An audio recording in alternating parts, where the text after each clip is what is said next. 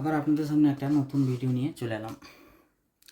এই ফর্মটা হচ্ছে অন্নপূর্ণা যোজনা, যাদের নামগুলো আন্ডার ইনকোয়ারিতে আছে, রিজেক্ট হয়েছিল, পরবর্তীতে আন্ডার ইনকোয়ারিতে এসে দাঁড়িয়ে আছে এখন। তো কী করে জানতে পারবেন যে আপনার ফর্মটা ফিল আপ করতে হবে কি নেই?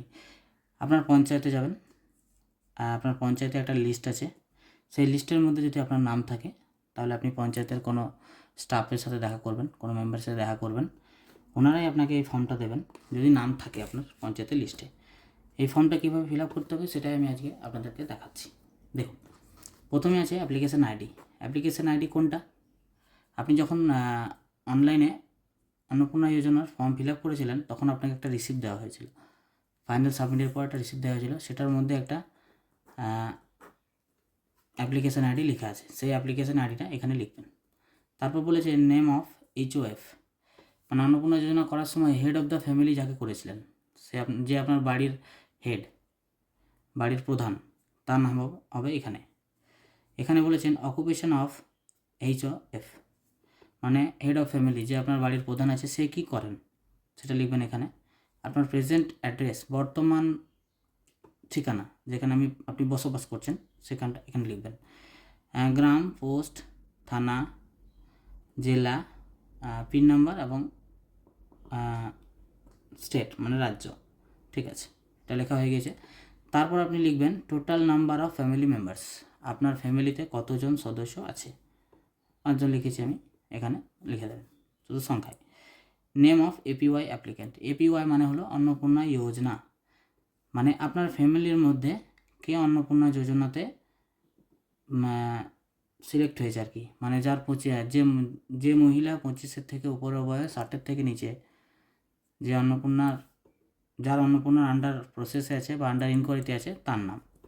যদি একটা ফ্যামিলিতে 2 জন অন্নপূর্ণার প্রাপক হয় তাহলে 2টো ফর্ম ফিল আপ করতে হবে, আর একজন হলে একটা, সেখানে তার নাম।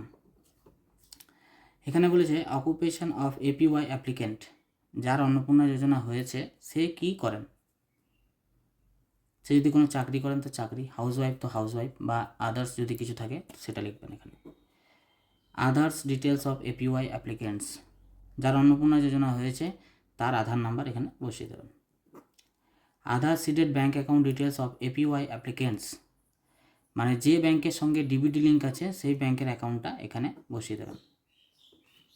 APY beneficiary enrolled in electric roll, যার অন্নপূর্ণা যোজনা হয়েছে তার কি নাম বাদ গিয়েছে না, সে কি এখনও ইলেকট্রিক রোলে মানে আমাদের ভোটার লিস্টে এনরোল মানে এখনও আছে।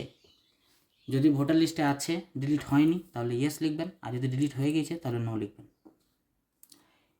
Is any family members of a government employee, মানে এই 5 জন ফ্যামিলির মধ্যে কোনো একজন যদি সরকারি চাকরি করে তাহলে ইয়েস করবেন, নাহলে নো করবেন। যদি ইয়েস হয় তাহলে তার ডিটেলসটা এখানে লিখতে হবে, যে কে করেন, কি কাজ করেন। আচ্ছা, আর যদি নো হয় তাহলে এখানটা কিছু লেখার দরকার নেই।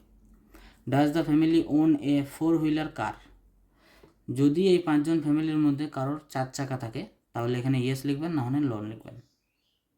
যদি থাকে, ইয়েস হয়, তাহলে এখানে রেজিস্ট্রেশন নাম্বার মানে 4 চাকার নাম্বার লিখবেন, আর যদি না থাকে তাহলে এখানে কিছু লেখা দরকার নেই। Does the family have a pukka house with three or more rooms, ফ্যামিলির মধ্যে কারো 3 বা তার বেশি পাকা রুম থাকলে ইয়েস, না হলে নো।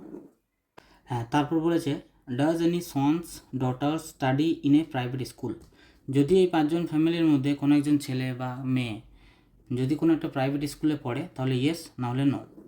যদি প্রাইভেট স্কুলে পড়ে তাহলে এখানে ইয়েস লিখবেন, সেক্ষেত্রে স্কুলের নাম বা কোন ক্লাসে পড়ে সেটা এখানে লিখতে হবে। টোটাল ফ্যামিলি ইনকাম পার ইয়ার, গোটা ফ্যামিলিতে বছরে কত টাকা ইনকাম হয় সেটা এখানে লিখতে হবে। রিলিজিয়ন, কোন জাতি থেকে বিলং করছেন, মুসলিম, হিন্দু, খ্রিস্টান, যা হয় এখানে লিখতে হবে। এখানে বলেছে আর hereby declare that the information furnished above is true and correct to the best of my knowledge, আমার জ্ঞান মতো এইগুলো, এই যে ডিটেলসগুলো দিলাম এগুলো সব সত্য এবং সঠিক, সেটা ডিক্লেয়ার করে আমি এখানে সিগনেচার করলাম। যিনি অ্যাপ্লিক্যান্ট তিনি সিগনেচার করবেন, মানে যার অন্নপূর্ণা যোজনাতে নাম আন্ডার ইনকোয়ারিতে আছে তিনি সই করবেন বা টিপ দেবেন, আর এখানে ডেটটা লিখে দেবেন। এটার সাথে ডকুমেন্টস কী লাগবে? অ্যাপ্লিকেশান আইডি, যেটা আপনি অনলাইন অ্যাপ্লাই করেছিলেন, যে কাগজটা আপনি পেয়েছিলেন সেই অ্যাপ্লিকেশান আইডির সেটা জেরক্স দেবেন, ভোটার আইডি দেবেন জেরক্স, ব্যাংকের অ্যাকাউন্ট দেবেন জেরক্স, আধার কার্ড দেবেন জেরক্স।